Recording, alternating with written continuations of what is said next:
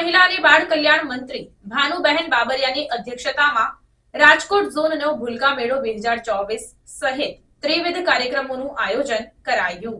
રાજ્યના મહિલા અને બાળ કલ્યાણ મંત્રી ભાનુબહેન બાબરિયાની અધ્યક્ષતામાં પાપા પગલી પ્રોજેક્ટ અંતર્ગત રાજકોટ ઝોનનો ભૂલકા મેળો 2024 તેમજ માતા યશોદા એવોર્ડ 2021-22 વિતરણ સમારોહ તથા પૂર્વ પ્રાથમિક શિક્ષણ સંબંધિત બાળ ઉપયોગી પ્રદર્શન એમ ત્રિવિધ કાર્યક્રમનું આયોજન કરવામાં આવ્યું હતું, જેમાં 6 મહિલાઓને માતા યશોદા એવોર્ડ, ભૂલકા મેળાની વિજેતા કૃતિઓ તથા TLM એટલે કે ટીચિંગ વિથ લર્નિંગ મટીરિયલ નિદર્શનના વિજેતાઓને ઇનામ તથા વિવિધ યોજનાકીય સહાયનું વિતરણ મંત્રીના હસ્તે કરવામાં આવ્યું હતું।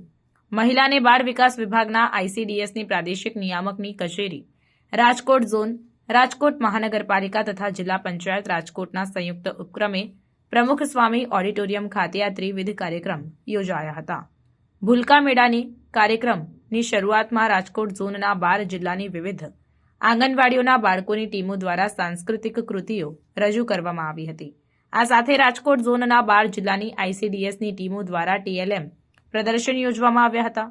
મંત્રી તેમજ મહાનુભાવોએ શરૂઆતમાં આ પ્રદર્શન નિહાળીને સૌને બિરદાવ્યા હતા।